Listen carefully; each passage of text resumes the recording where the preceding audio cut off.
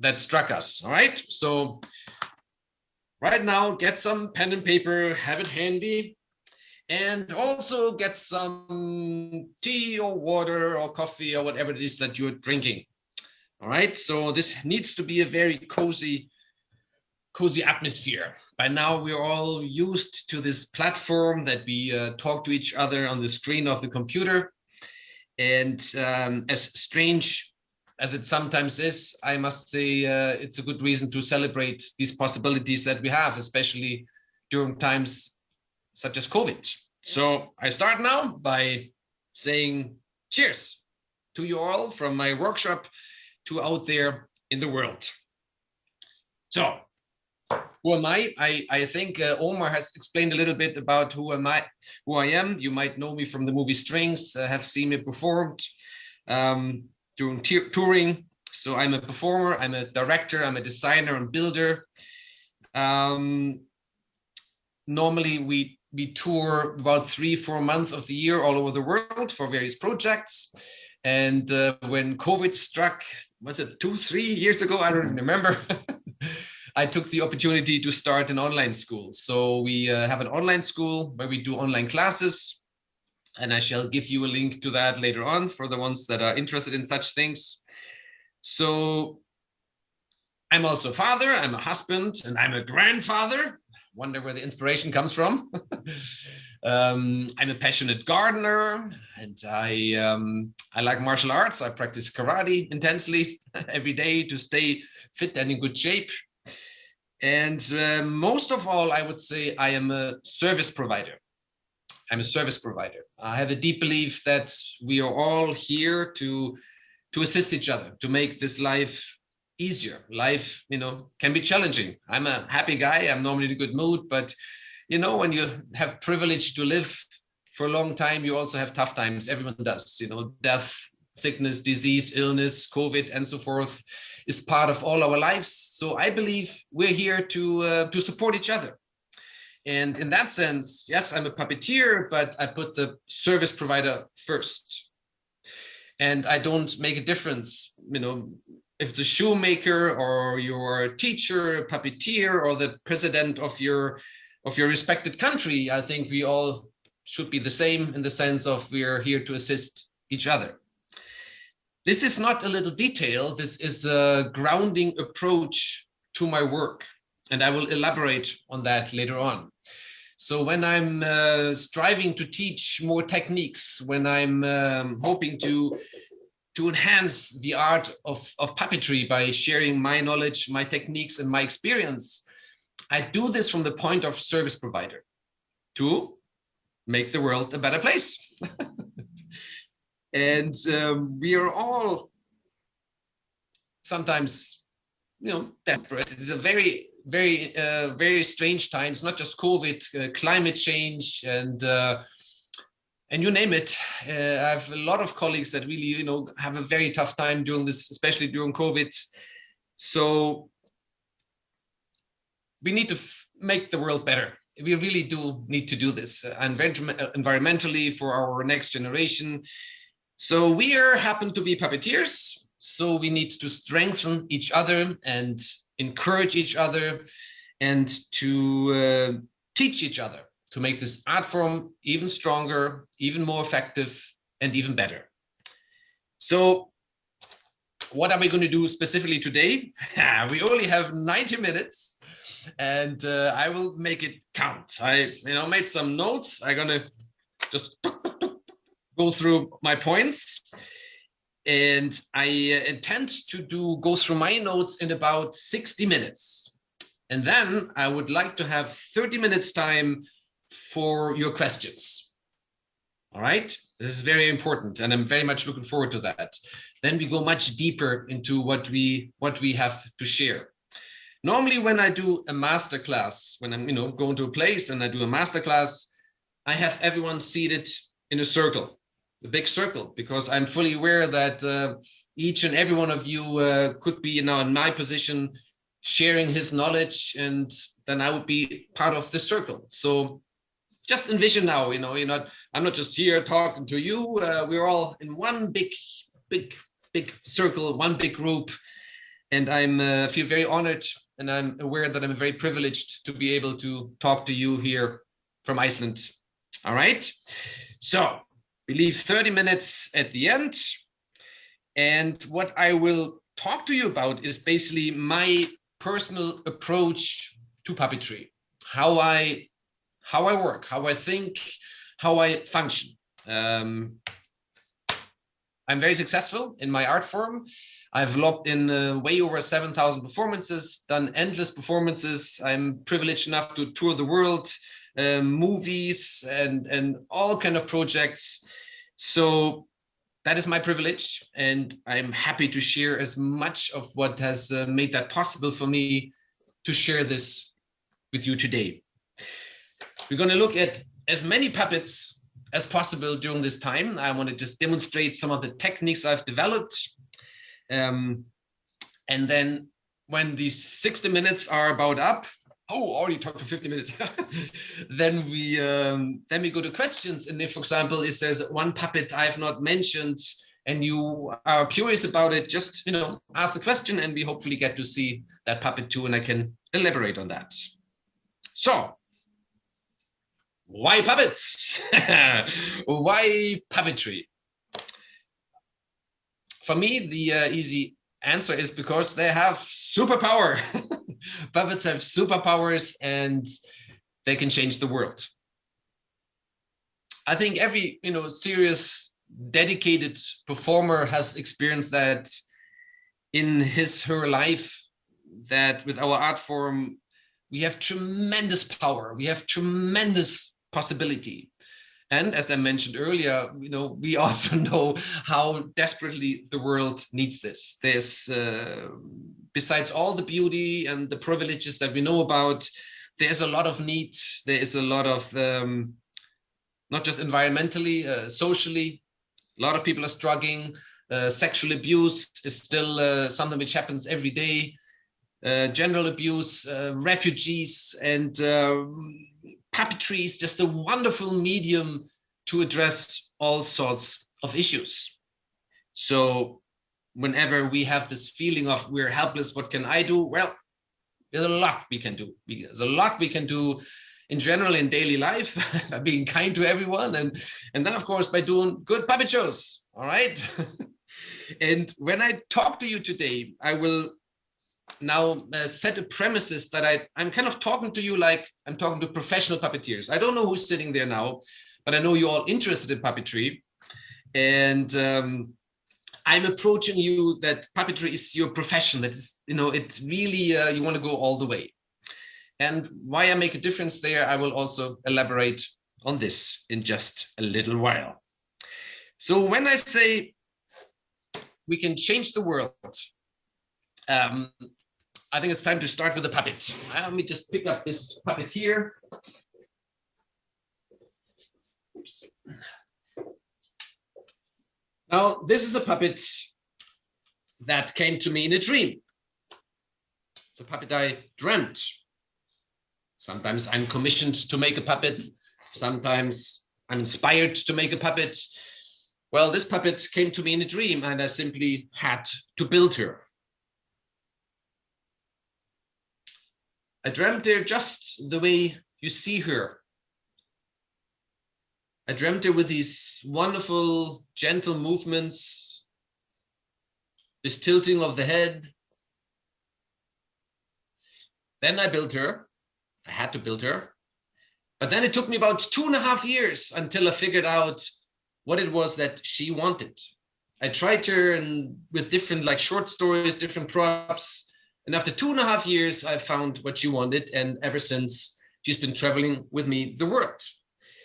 And there's something about her movements, this tilting of the head, that goes very deep into the audience when I use her in the performance. Now, in one instance, I think it was in Singapore. We performed at the wonderful Esplanade Theater there, the biggest wonderful theater. And we did some outreach program for people with mental handicaps and also with autism. And we had an audience for about 40 people, all of them sitting in wheelchairs.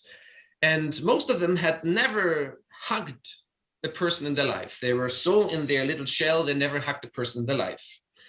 When I felt inspired after the performance to just go to them, I felt the calling. The show was actually done, but I needed something more. And I took this puppet and I went to them. They went first, the nurses wanted to stop me, but I just, trust me, let me do it. And we had open arms. These wonderful people in the wheelchairs opened their arms and hugged the puppet. A lot of tears that day. And this is a good example of the power in the puppets, where they can reach something that us pure, simple humans cannot reach. What I need to add to this is that I'm sure that if I would have not constructed this slight movement of the head, this slight tilt, this would have not happened. And here we go to professionalism.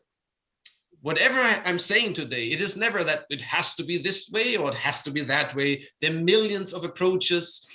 But what I'm sharing today is the search for mastery, which is an illusion because you're never done.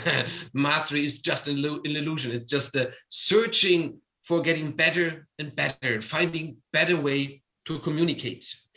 And now, most rod puppets that you will see, they have a movement of the head going up and down, and then the head goes left and right. That is not good for me. This is not good enough. Because as you know, if you just make a little test, look to your left, you will look like this. You're not going to look like this. And here's something I'm vehemently often kind of, I'm disturbed about in the world of puppetry, that I find sometimes puppeteers are lazy. They're lazy, just, that technique exists, I use that, that's good enough. Well, it can be good enough, but there might be a way to do it better. And this is also why we do in the school, and that is why it is so important to share what we know. This technique now is, it was the only puppet that would do these movements. Now people that join the courses they're now all over the place, and this is my biggest joy. Because I know then the art of puppetry becomes stronger. We need to share. Whenever I find a new technique, I immediately share it on Facebook or wherever, or in courses, or just make pictures on Facebook. And some professionals have often asked me, "Oh, why do you share all your secrets?" It's like, why shouldn't I? If I spend a whole summer developing a technique, why should you now waste the time and do the same thing all over again? So it's important that we share. And I also know that, all my techniques that I think I have developed were at least influenced and inspired by somebody else's work that was generous enough to share this with me. So the search for perfection, the search for better techniques always comes down for me to the point of being a better service provider. And to understand this better, I like to look at other professions. For example, the dentist. The dentist. Why? Because we all are very, very clear what we expect from a dentist. When you go to your dentist, you want that he's sober, not drunk. You want that he is clean and that he has very good, sharp tools. You also hope that he has visited the newest course on setting anesthesia, so you don't feel any pain. You don't want him to be shaky, and you want him to be fully dedicated and focused on you. You want him to be top-notch, best professional you can imagine. Everyone understands that because it hurts. It really hurts if he doesn't do that. I expect the same from a professional puppeteer. This is not meant to be intimidating and say like, but I'm not well. It's about the journey that we try to keep learning, that we try to look for better solutions. What we lack in puppetry, and this is a worldwide phenomenon, is really that we lack a common encyclopedia like we have in music. Well, Unima has given out a encyclopedia that lists some performers and stuff, but what we still don't have is a union or like an encyclopedia where all good techniques are really gathered. And I've traveled schools all around the world, and some are better than others, but we have created a kingdom of reinventing. There's a constant reinventing. And I hope that one day, with the help of Unima, we get together, that the top-notch people really share their knowledge also together in a internet. Would make it easy to do this, so that we can make better educated choices. What I mean by that is that there are some wonderful books out there that, for example, list different control systems, but those books also don't explain why this control is better than this control for this application. So most of the time, people, look at the things and, I do this one. This looks nice, or this is, what I can do. But my dream for professional puppeteers is that they make educated choices. That they say, okay, I choose this one for this and this and this reason. This one would be also good, but I don't have the budget, or the audience I'm working with and the story I'm using, I think this control and this type of puppet is the best. So this is the dream, that we get to this point, that we all make very, very, very educated choices. A budget, of course, is huge issue here. And that is also why it is very important when we do workshops, we also do talk about business. And there's something about artists and also about puppeteers. They might struggle, but they don't want to learn about business. So if you're a professional puppeteer, you have to realize you run a business. And if you run a business, you need a business plan. And you need a mission statement. Ask your colleagues who of your professional puppeteers has that. Especially when they're struggling.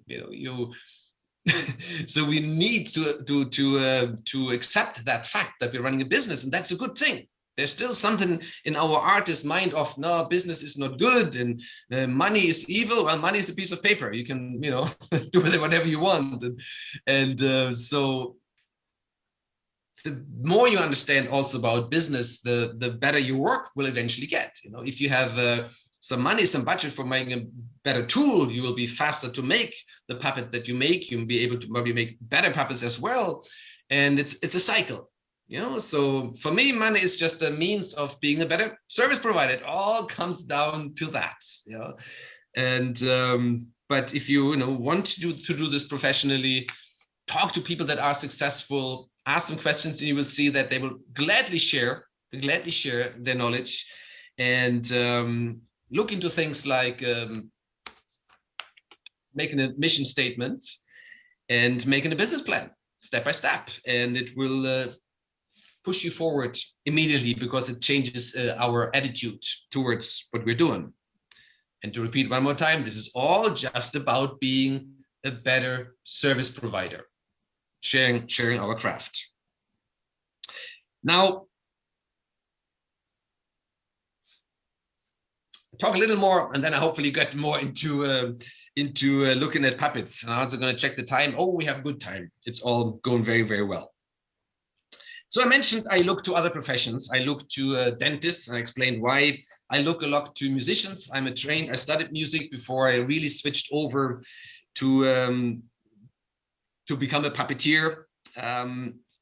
And musicians have one big thing ahead of us in the world of puppetry, that they have a more educated audience. On a broader sense, the broader, wider public is more educated about music than it is about puppetry. What do I mean by that? Let me explain. Let's say you want to play the violin somewhere as a street musician, right? You want to go somewhere in Santiago, or in Chile, in Peru, in Iceland, in New York, in München, Paris. You have to be pretty good. You have to be really quite proficient if you want to get some money from the people walking by. Your instrument has to be tuned. It has to be finely tuned, and you must be able to play some scales. So because people have heard really good music. And you gotta really be up there to get some money. In puppetry, Hmm. I feel that anybody can pick up any puppet and stand anywhere in these places that I just mentioned and wiggle this puppet around, and they will get a crowd. And many of them will say, "This is the cutest thing I've ever seen." Now, per se, there's nothing wrong with that, but it doesn't challenge us. You know? If it is in that sense so easy to please an audience, say, "Oh, this is so cute, this is so nice," then we are not challenged.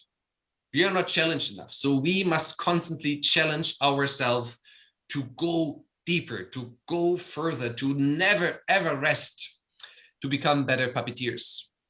The notebook is part of that. As you all know, it's like we are never bored. Puppeteers are never ever bored in their lives. They're, you stand on the bus stop and you're waiting for the bus, you're not bored. You don't play with your handy. You watch people and you try to read their story. What is their story? Why is this old man bent over? What character is he? What has he experienced in his life? And you see and you read the character and you make notes in your brain and in your heart and hear. And then, of course, if you go back to the musician, what we learn from music, pauses, tempo, rhythm, absolutely crucial for us. So I think ideally every puppeteer would also be a musician. Learn one instrument. It doesn't matter which one it is. Just learn and dive a little bit into this amazing world that is, for me, very related to our art form. Of course, we use often music, but so it's a good source. One more background I have, that is natural healing arts. For many years I started herbs and massage and shiatsu, jinshindu, and all kind of things. And it was part of the decision, do I go continue with the healing arts? And I found that in puppetry, I could combine all these things. I could combine these interests and these hard interests under one big umbrella that I call puppetry. And I do believe on many levels that we are healers in disguise, in a sense. And I never, unless I do a masterclass, talk about it, but I'm fully aware of the power that we have with the performance, how we go straight to the heart, how we can address issues in a very, very unique way and create healing.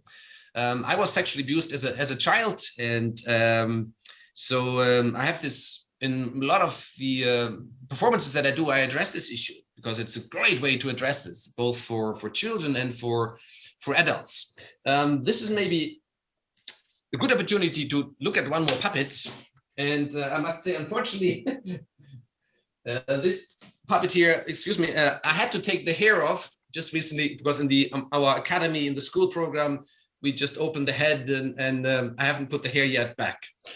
But here, this is a tabletop puppet.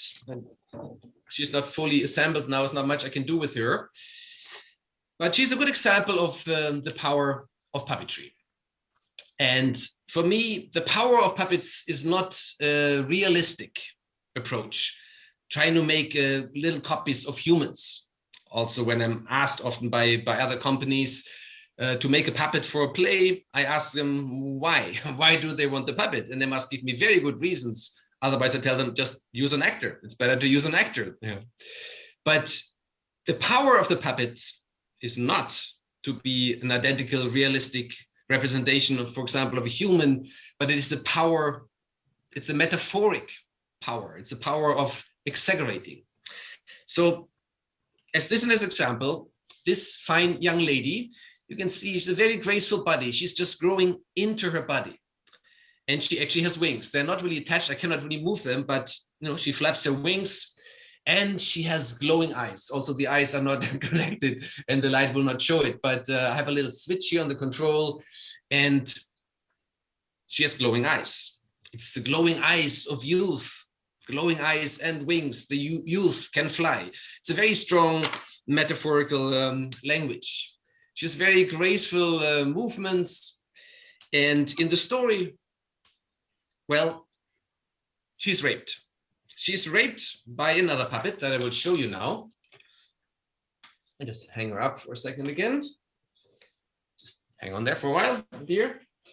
And this is the character that does the horrible abuse. This character rapes her. She, is lying down, and this character rapes her. And she is, by the way, they're made from the same piece of wood. The audience doesn't know this, but I know this. It gives me additional strength, gives me deeper understanding. And all these fine details, this energy filters through the work. So it's often difficult to define why we're really struck and why certain work can be very powerful, has a lot of little elements. And just knowing like this, they're made from the same wood, and yet one abuses the other, has a depth to it. Now, this puppet is just manipulated by my hand, and it's a very purely carved head. It's hardly has any features,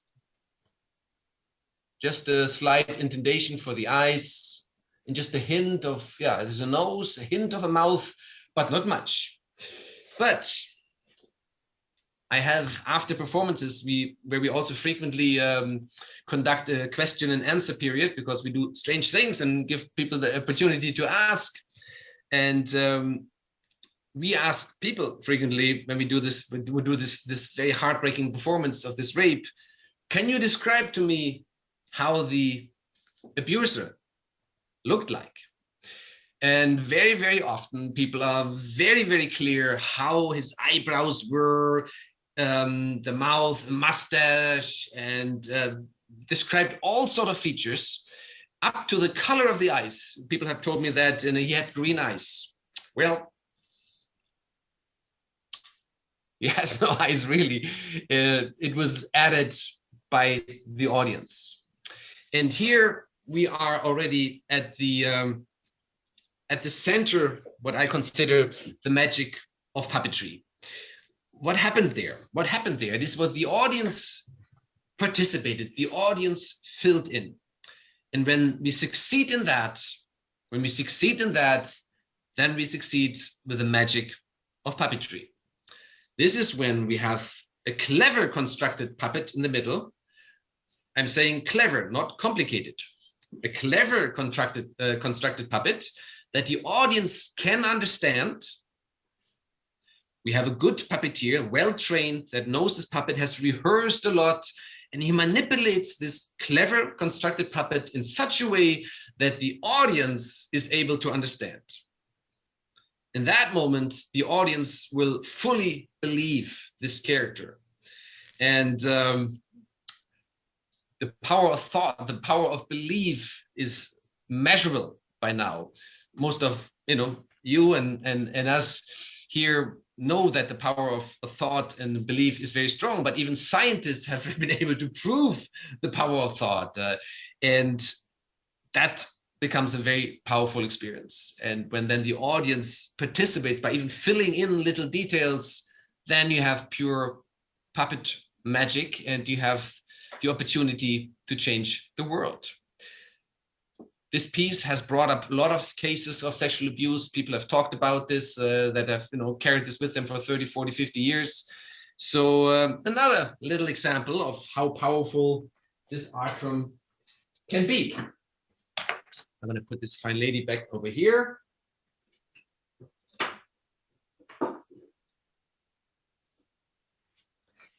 I just happen to pick up these puppets now, so maybe I just deviate from my notes here and just show another puppet. This is a fairly complicated rod puppet, but we teach this in the academy, and people that started the foundation course and proceed after a couple of months are able to build such a puppet, because it's all structured and goes step by step. But we start with very simple rod puppets, such as this. And here you see it's just one joint. So I also have puppets that are very, very, very complicated. Also fish that are very complicated with many joints. But as I said, clever, not necessarily complicated. Constructed, makes it easy for the audience to believe. For that, of course, we are once again constantly observing, how does a fish move? What is the movement? So when he stops, he will sink down slowly, and then he moves, goes up again.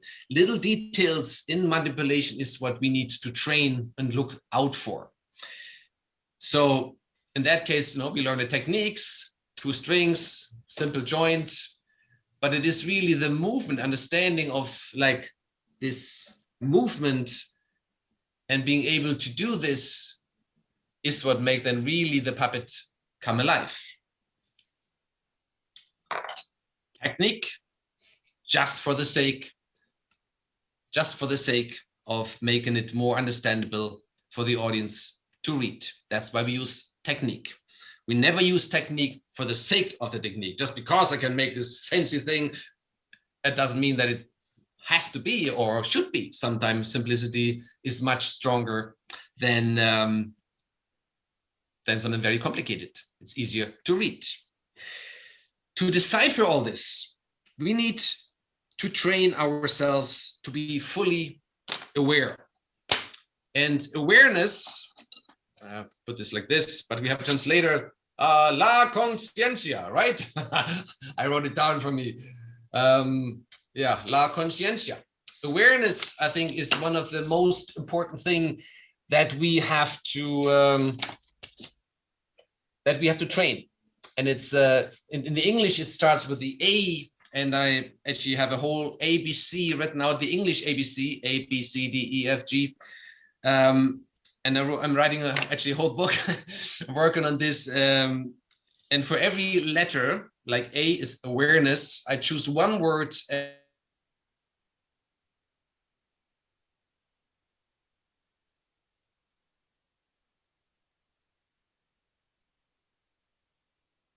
and we go of everything as a puppeteer. We need to be aware of ourselves. We need to be aware how we are positioned. We need to be aware that, when we lift the shoulders just a little bit during performances, we will get tired. Shoulders down. The work height for our puppets. Where am I standing? How am I sitting? How am I lifting? This must be in regard to our body. Otherwise, we hurt, and when we are hurt, we cannot give a good service. When you hurt and when you're pain, you will, this is not as good. This is good. Now I'm fully focused. This, not focused, not good service. So the awareness starts with ourselves, and then it passes on to our surroundings. This awareness,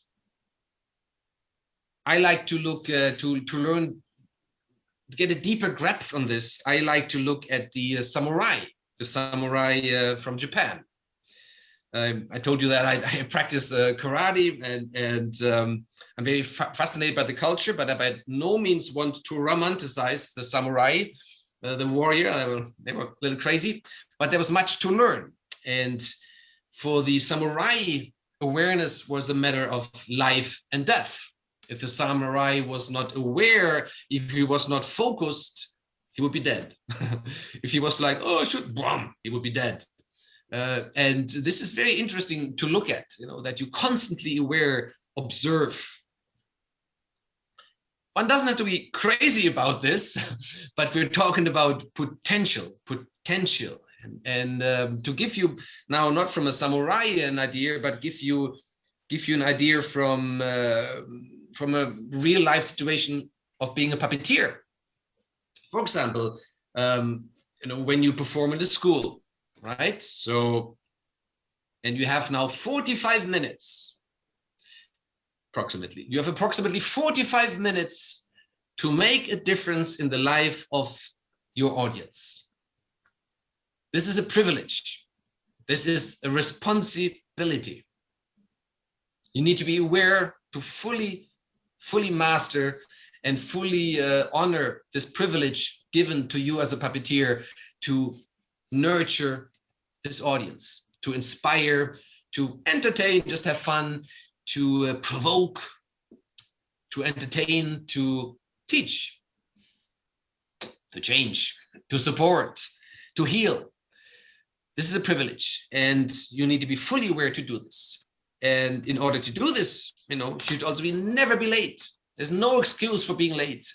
Rare exceptions, but saying, "Well, there was a lot of traffic," doesn't count. There can always be traffic, so you're early. You're an hour early. And then for example, I need to see my audience walk in, especially if it's a younger audience. Now let's imagine. I give you two examples why it's important to be aware. You see, everything is set up. You were very early. You relaxed. You did your gymnastics. You did your breathing, maybe a little meditation. You already encouraged the teachers. You gave them a clap of the shoulder because they do have the hardest job in the world.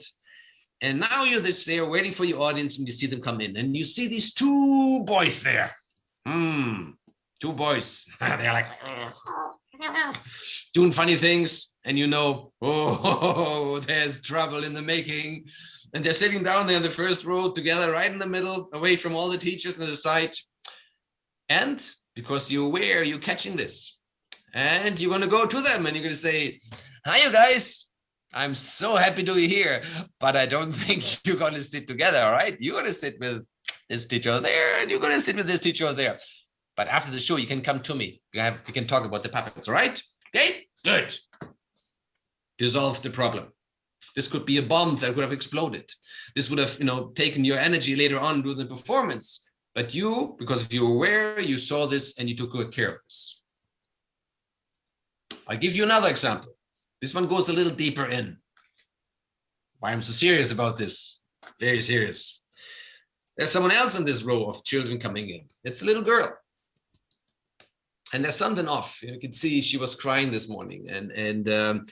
And of course, you have not time. You have to do performance. You have no time to find out your story and go there and save the world. But maybe you have 5 seconds, and you just sense something is off, and maybe her dad is an alcoholic. Maybe the dad just hit mom, and mom was crying, and she was sent out to school without breakfast. There's a girl. No one knows. She's angry. She's hurt. She's ready to. And you go there and you say, "Hey, you, I'm so happy you were here. We're going to have a good puppet show. And if you have any questions, you come to me afterwards. All right? Okay? Good." 5 seconds might have changed the world. This young lady could have gone the path of now hitting somebody else. Or maybe this young lady becomes the new president of your respected country, and maybe you really need a new president in your respected country. So that was your then contribution to make that happen. And so this is why I go so deep into this, because I think we have that opportunity. So yeah, this is awareness. And let me just double check the time. We're still doing good. That is A. Now, B, there's an English term. What stands for B? For me, the most important thing in puppetry. What is the most important thing in puppetry?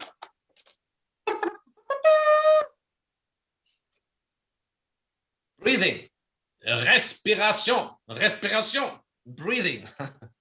I believe that breathing is the most important aspect in puppetry.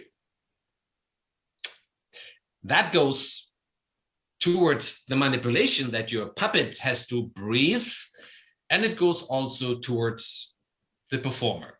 And let me quickly elaborate on both that. So breathing, respiration. I have to learn your language when I come next year, hopefully. Now, breathing. Here's a puppet. It also has no clothes because I want to see you how it's built. Now, is this puppet alive? No, it isn't.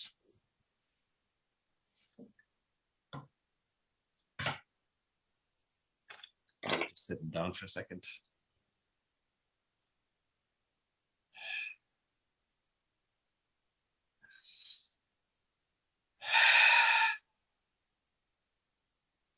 The moment I let him breathe, he becomes alive. Puppets are not dolls that sit on a shelf. Puppets are meant to be manipulated. Once again, tilting of the head, more realism than this one. And the mouth is slightly open. My favorite performances are without talking. I have shows, fairy tales where we have to talk, but my favorite performances, no one talks, but still I leave a slight open mouth in the puppets that allows them to breathe. You cannot talk, you cannot breathe with the closed mouth. So have it slightly open and we can believe the character. And normally it is a very slight movement. It is not what we call the puppet movement. It's not this moving fast and breathing fast left and right. I don't believe in this way of manipulating. I don't think it's very strong. It's a kind of a puppet language that we often accept. But we have to realize the size of the puppet and behave and make it move accordingly. So when I'm talking about breathing, I'm not talking about, you just feel the breath.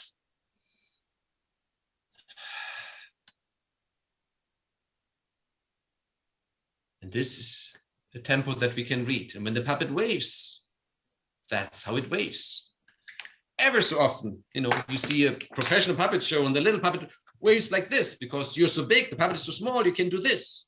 No one in real life waves like this. We wave like this. We have to translate this to the size of the puppet. And the breathing is a feeling. It's a feeling that we have. It is easy with one puppet. It becomes even more important when we have two puppets to keep them alive. So this puppet is talking, this is talking, and this one shouldn't sit there. The puppet should still be moving, thinking. We're always thinking. And if you take the example of, you standing in the bus, now you're taking the bus or your tram and you're standing there, no one is just standing. Well, nowadays they all stand with their cell phones, but in principle, you're thinking, ooh, wonder how work's gonna go today. God, I hope they're gonna like my puppet show. Ooh, it's gonna be so good. Did I forget? No, I didn't have it. So we're always thinking, and we have to bring a certain feeling into the puppet for us to believe it's alive. Breathing, just the feeling of breathing is vital for that. But it's also vital for us as puppeteers to always be breathing. Nowadays, it is very common and popular that we see the puppets with the puppeteer. It's this open way of playing. Puppets and puppeteers visible at the same time. Now, it is very important that the puppeteer also breathes, especially when something goes wrong. Let's take, for example, this puppet. Let's say, I'm going to show you quickly how this one works. It's a tabletop puppet. That doesn't work very well with the clothes on here. But let's say I'm doing a puppet show and it slips out of my hands like this. That's terrible, right? And if you would see me when that happens, I go like this in shock. What happens to the audience? The audience also goes into shock. The audience sees me being uncomfortable, fearful, afraid, nervous. Then the audience will be fearful, nervous, afraid. And that is the last thing I want. I want them to be comfortable, unless it's part of the play that I want them to be uncomfortable during a certain scene. In principle, I want them to be uncomfortable. So the best thing, if something goes wrong, now imagine I've dropped this puppet. Oh, it dropped. Now let's see. Come up, little fellow. I'll help you. Oops. Feeling all right again? Okay. I don't have to say all these words, but that's my attitude and how I have to behave. And then people will even be drawn more towards the puppet and towards the performer. I made them comfortable. Nothing to worry. Things go wrong in life. Accidents happen. Puppet fell down. I pick it up and I make sure the puppet is okay. And I treat the puppet always like I would treat my own child. The same love, care, and attention that I give to the puppet, your audience will feel that and will help the audience to believe. If you don't do this, if you don't respect your puppet, if you don't treat it correctly, and if you build a puppet that moves completely wrong with twisting of the arm, then, well, then your audience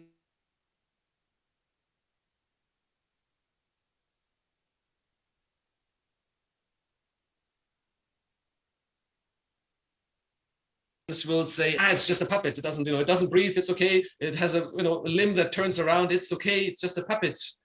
I want them to believe. I want them to believe that this is a creature of breath, of life, has a soul. That's what I want my audience to believe. And that's why I make a technique that helps. That's why I make the puppet breathe. Because if our puppet doesn't breathe, your audience will disconnect or say it's just a puppet. We have a sixth and a seventh and an eighth sense. The audience is very clever. Children are extremely clever. And every parent knows every once in a while, you look at your child sleeping, is it, oh yeah, it's breathing. And it's a fine sense we have when something is not breathing. I've seen, yes, it is, you go into panic. You want to immediately go there. And so you have to be very aware about the breathing. And in the example of a tabletop puppet, now this is a special technique where I can, make it walk and do everything with one hand. Let me just get another one that is a little more visible. Let's just get this one here.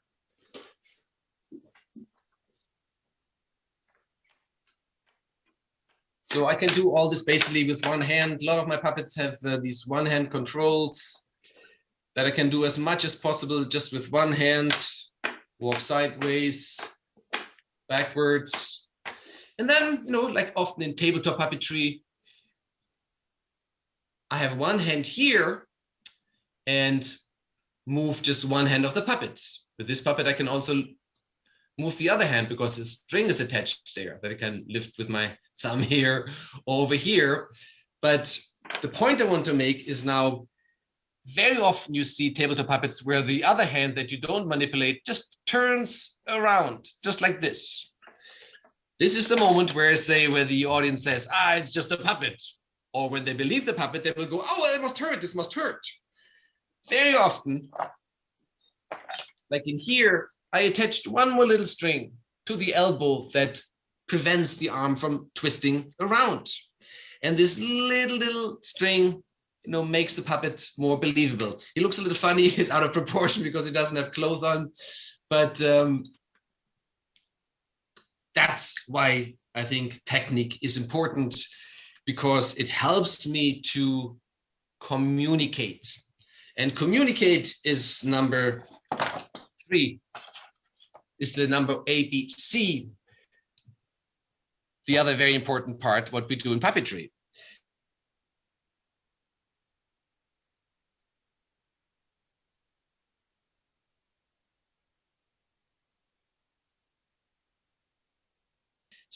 So, communication. This is what we do. We communicate a story in order to entertain, to heal, to inspire. But we hope that the audience can understand, that the audience reads what we want to portray, that the audience fully understands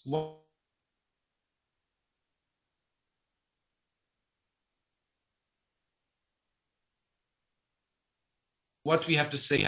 Now, technique, for example, in marionettes. Once again, this is a one-hand control. If you see in our movie Strings, where I developed the puppets and was a lead puppeteer, and we had very complicated controls and often 4 or 5 puppeteers available for each puppet. In this instance here, it's once again, it's a cleverly constructed puppet, but it's also complicated. As simple as possible for this maximum effect. Small control, it's a string puppet, but it has one rod, it has elbow strings, and everything is cleverly designed to get a result like this, where I can do everything just with one hand. And everyone falls in love with a character like this. And you can tell stories and your audience will believe them.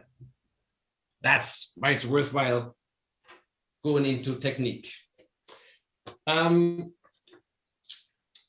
Here's just very quickly another puppet that, and all this, of course, all these puppets I teach in the academy, how to make, once again, the one-hand control. And all this comes from observation. And you observe a bird, what is it that makes it look like a bird? And how can I pick a few of these features and turn them into a believable puppet? Now, you don't need to have always one puppeteer doing everything. Sometimes you have many puppeteers, but especially it's also a budget issue. So if you're able to manipulate two puppets at the same time, this is great. And if you get movements like this. And I focus on wooden puppets. I've made, life-size dragons, and then of course I have to use foam and other materials.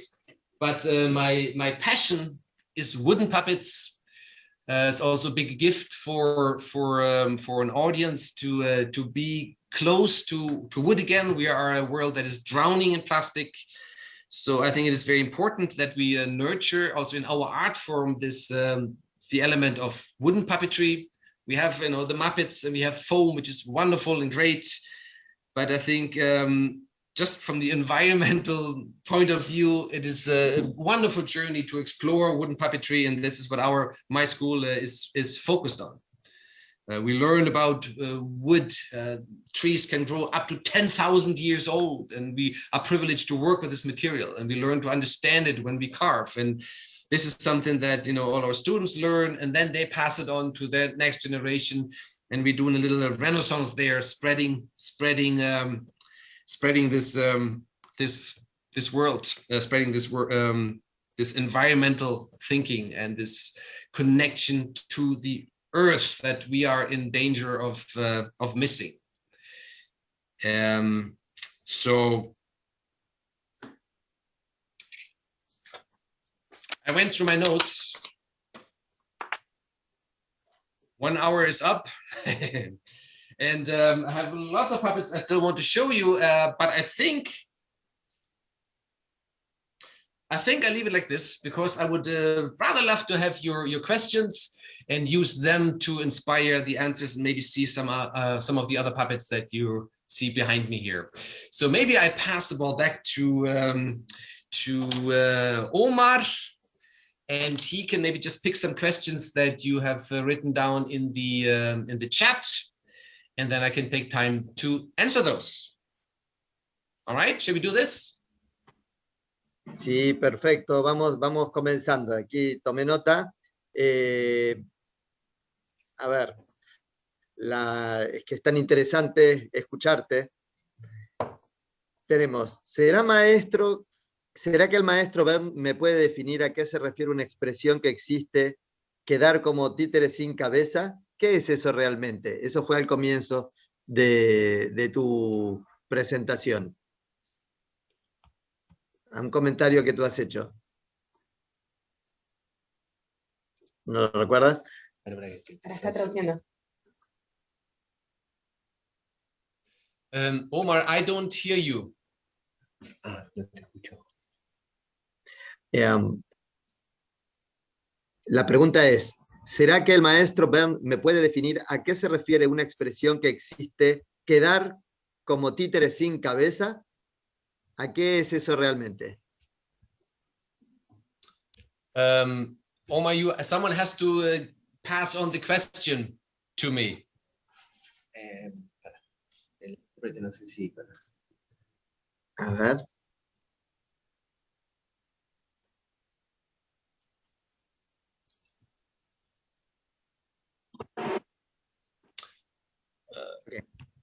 Hola.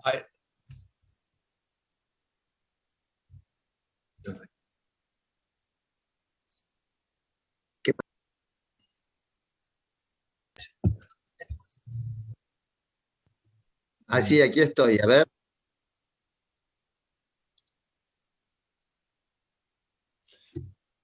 Omar, I think it's best if you go split screen and that we can both talk and you can translate the question.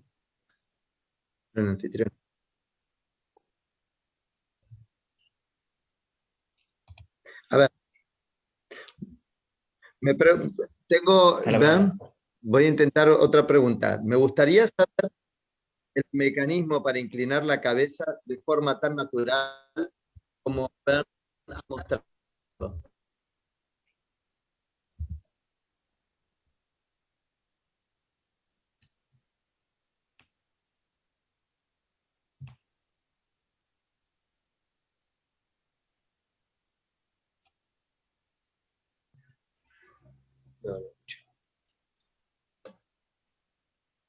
Bernd tiene que poner el canal en español.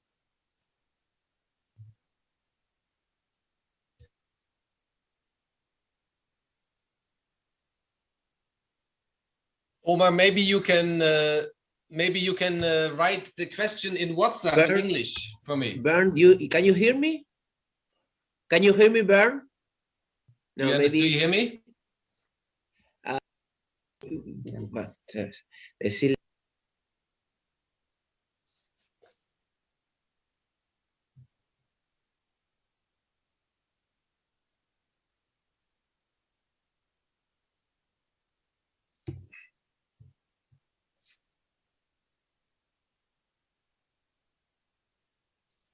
We'll figure this one out. ¿Puedes leerlo en el chat, por favor? Yes, if you just also if someone writes the question in English, I only see one question now in the Q&A. If someone can write some questions in the Q&A in English, then I can see this. Not in the chat. There is a Q&A. I cannot see the. I would say write the question into the Q&A in English, please. Then I can just pick some from there.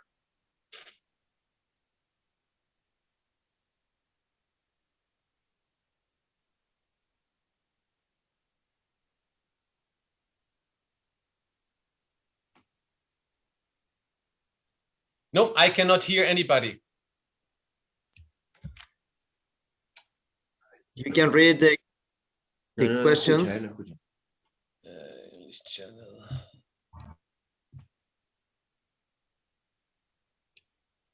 Puede leerlas en la sección de preguntas y respuestas. Okay. Ahí está, ya le están escribiendo. Allí están las preguntas escritas. No, not in the chat. Preguntas I y hope you can respuestas. still hear me. I'm seeing now some of the questions. Right. Okay. According to what you were telling about how that one puppet that came into your dream, but then it was 2 years until you get, let's see. How do we get the story?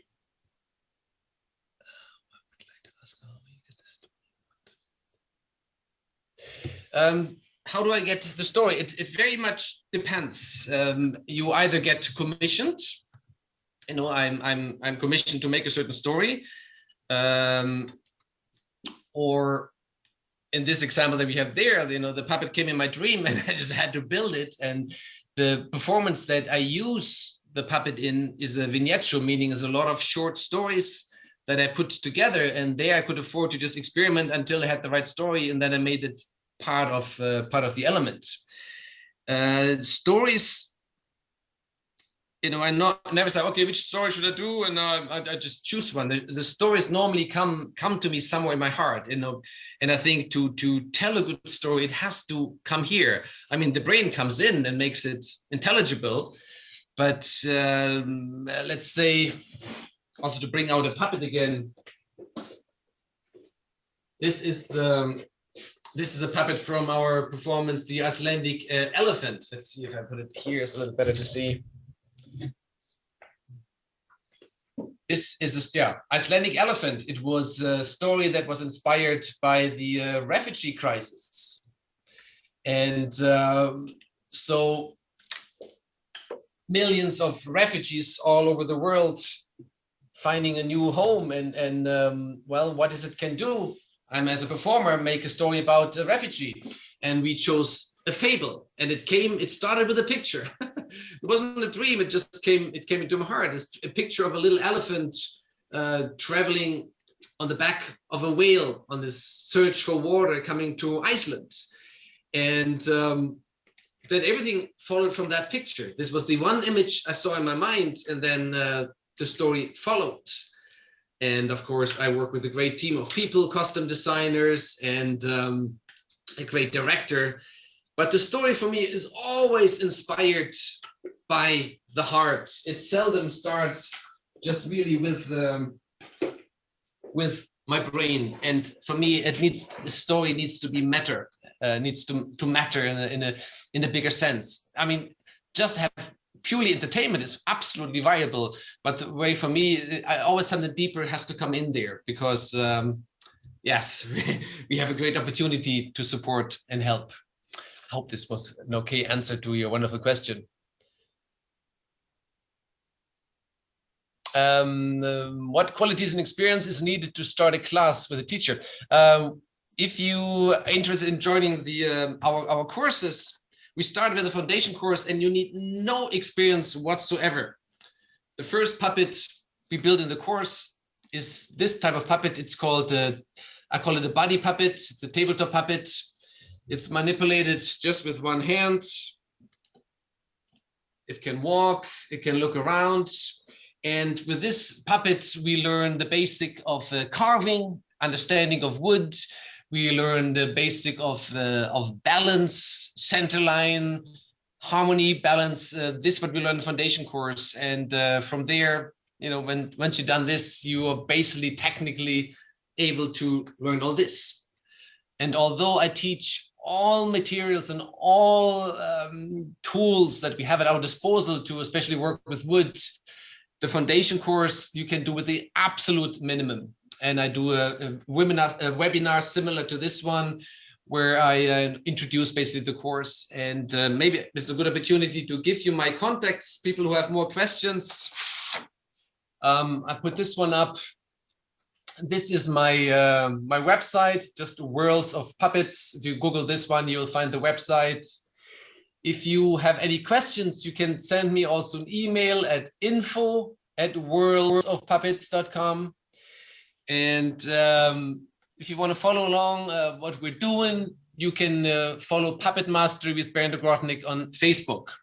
I'm of course also on Instagram and all these platforms that we have. But maybe Omar can also share this in the chat somewhere, that you can just copy paste this. But Worlds of Puppets, you know, you find me, send me an email here, and we lead you on. And if you, yes, up there you can basically sign up also on a waiting list, and we keep you then informed when the next courses happen. So here's the info for that. But everyone is welcome, and we start from scratch, and both advanced and beginners come together. And we are by now an amazing community. We're from over 100 countries coming together. All the courses, they happen in a closed Facebook group, where we do what I've been talking about, basically encourage each other, support, help with materials, and share this learning process. Let me get to another question.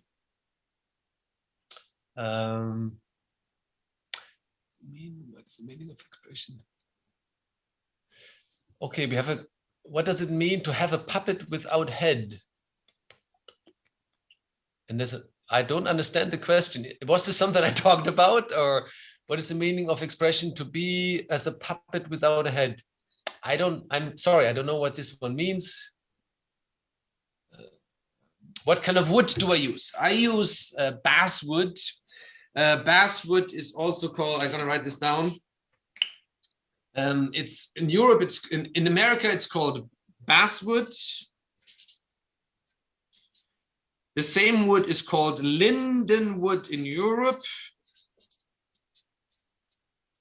And it is called lime wood in Great Britain. It's all the same wood. This is my favorite kind of wood. But in the courses, my focus is not on, just knowing what the best wood is. The focus is on learning and understanding why a certain kind of the wood is a good wood. So we're exploring wood, how is wood structured, and everyone that is my course has always a little pocket knife with them, and whenever they go, they test out wood, and you learn about how you can dry wood and use wood from the garden. So more than knowing what is good carving wood, is by the name, is understanding why good carving wood is good carving wood. They need to be in English, the questions, for me to see. Is there a book? Is there any book that you recommend for mechanisms as inspiration? They're a bunch, but they're all very, very specific. Our dear friend Hobie Ford, if you're familiar with Hobie Ford, he's a great teacher also. I'll write down his name. He gave out a great book, also a good guide to follow on Facebook. He just recently, Hobie Ford, he gave out a great book on rod puppets. It's one example. And basically, Google and get whatever you can get your hands on. And you have to be a little patient. I'll start working on my book finally now next year, and I'm not sure when this comes out, but I'm teaching all the techniques in the courses, so that's of course the best way to learn it, with video instructions that are on a teaching platform. You can watch them whenever you have time to do so, and then you're supported with Q&A sessions, and it's a very holistic approach and program.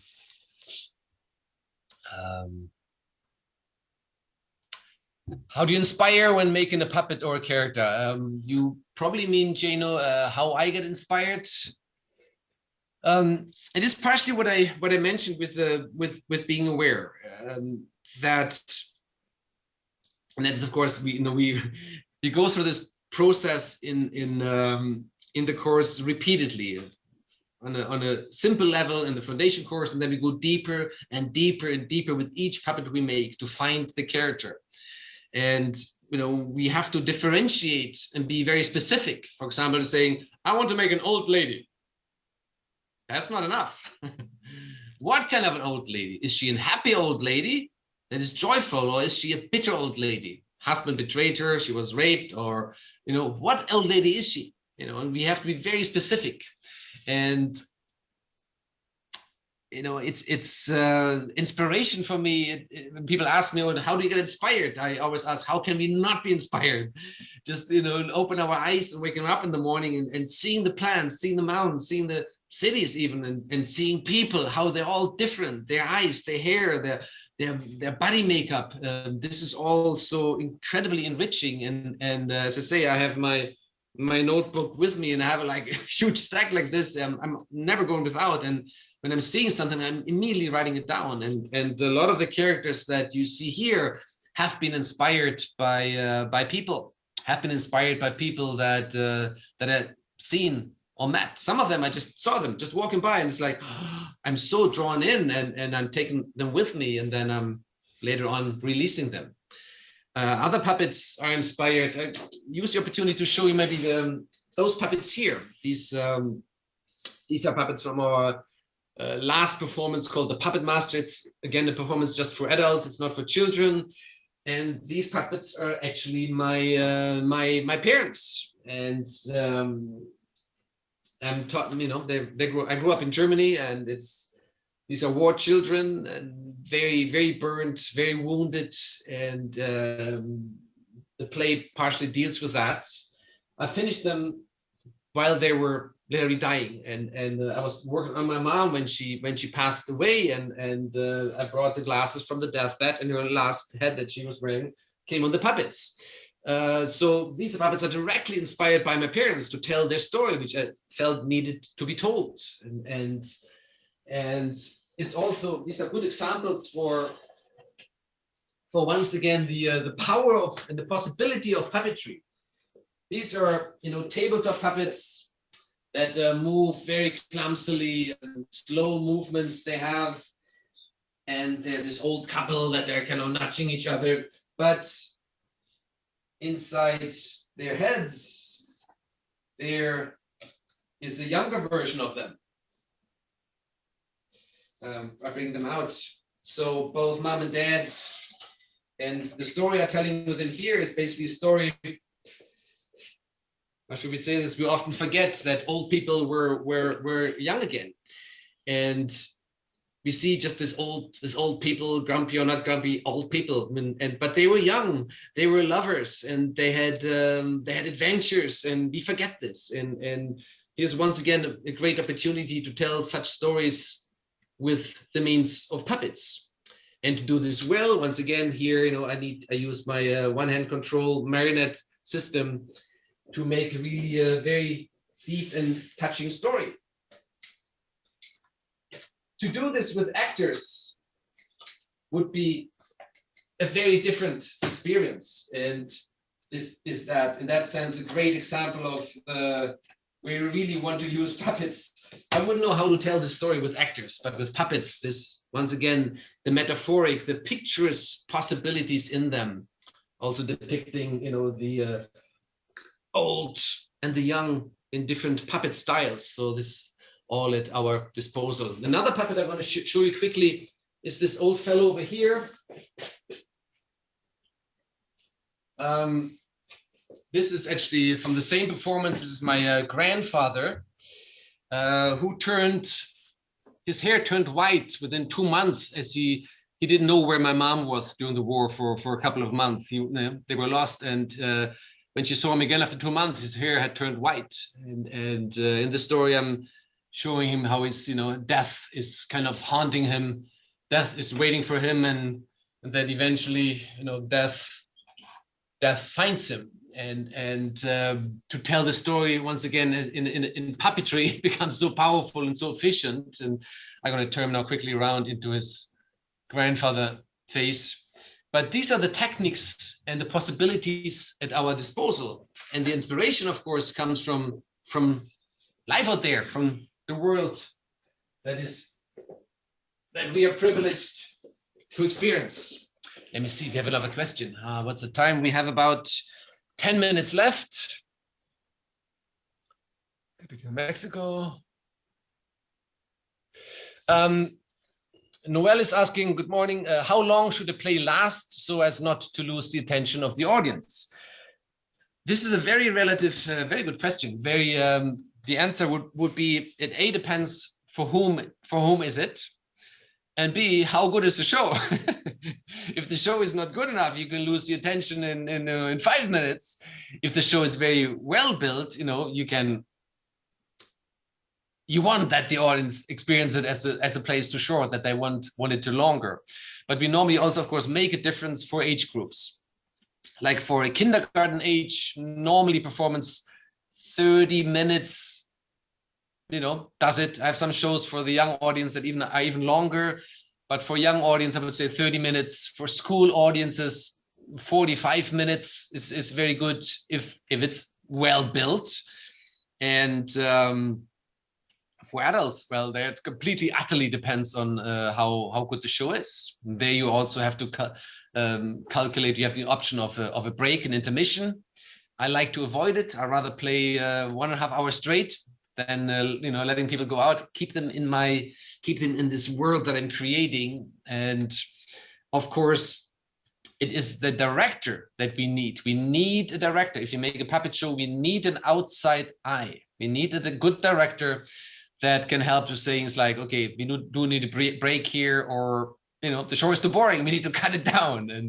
And the good director should make the final decision how long the show should be. And then we should test it out before an audience, before we bring it to really like a paid performance. It's always good to bring an audience and test, because we might think it is good, but at the end, the audience will tell us how it works. But this is kind of a rough idea.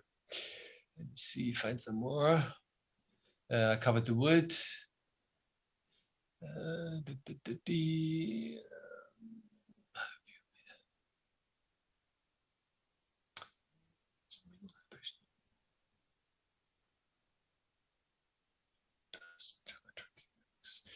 Ooh, I don't understand the question. Yeah, so wait a second.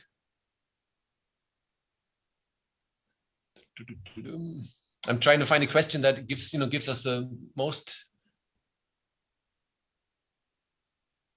Yeah, how can you tell about the plays, the plots? How do you get stories? I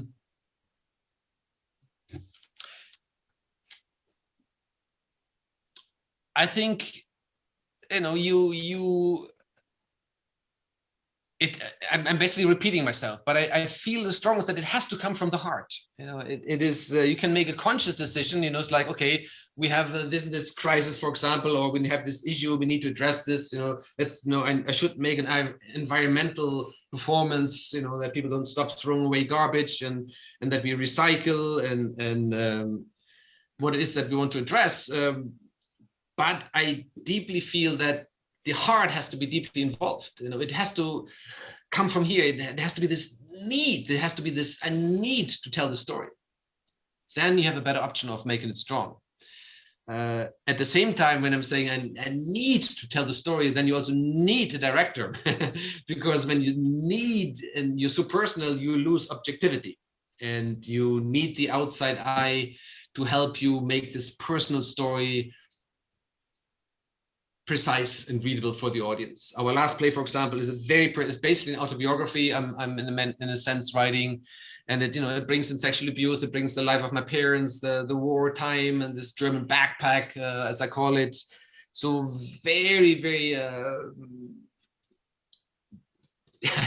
very personal, very deep, and very intense. And I so carefully chose my director that I could trust with the material, and everyone that worked, all the artistic team.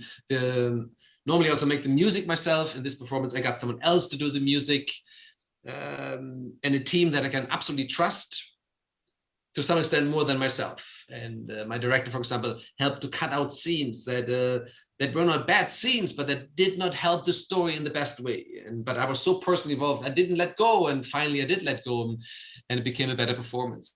So the stories have to come from the heart, in my opinion. And when you say how I do this, just close your eyes, and pictures will come to our minds.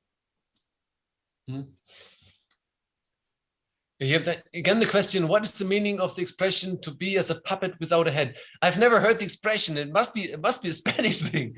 I'm so sorry. Some people have asked, but I have to do some research where this comes from.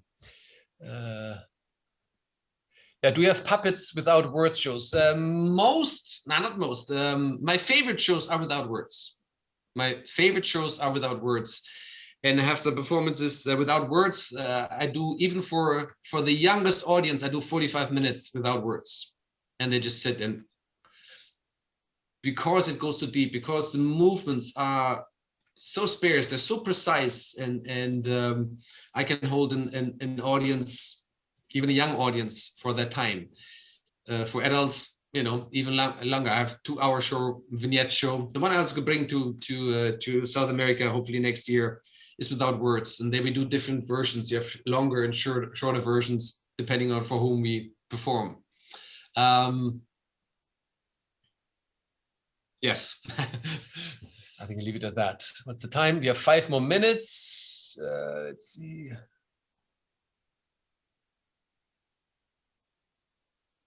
Can you perform a command? Could you show a little more closely and in detail the puppet he used to talk about breathing? I'll show you a different one so it doesn't get too boring. This is a similar concept. Here again, we talk about metaphoric language. This is a character. There's no talk in the performance.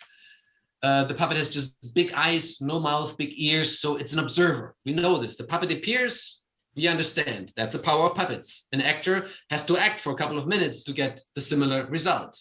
The sculpt of the puppet tells a story in itself. This puppet also has a little surprise. It can fly. That's another great thing that puppets can do, which is very difficult for actors to achieve, but puppets can do this. And it can be a wonderful little surprise. In that case, the wings are in here. Now,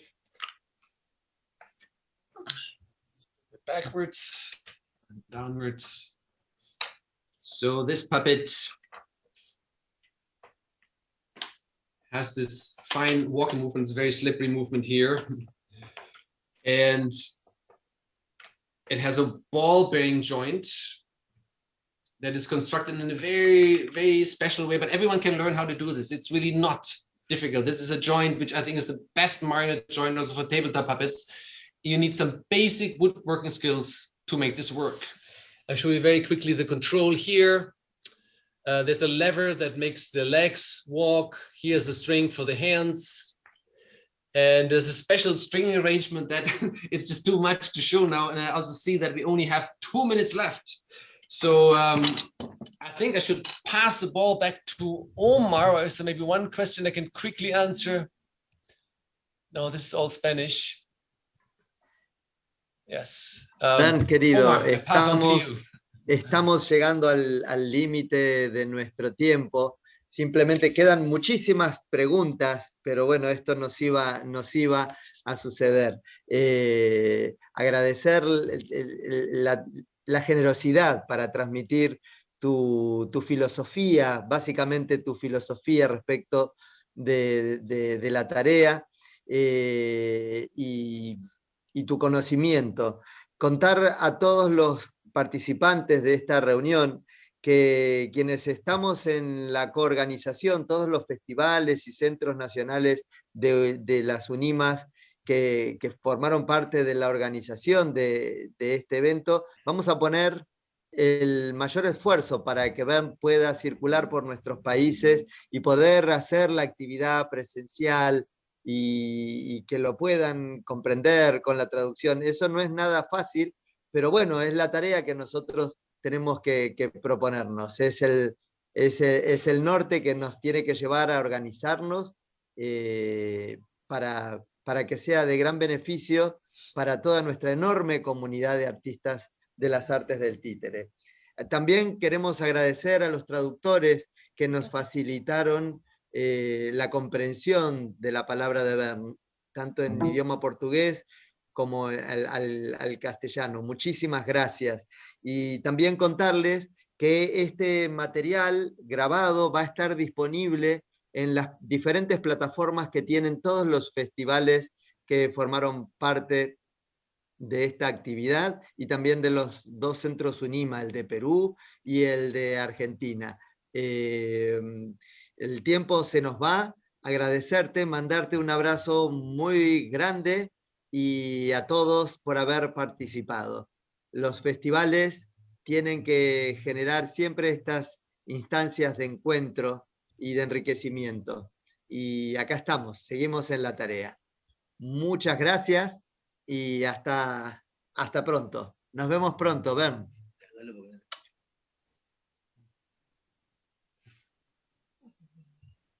Muchas gracias.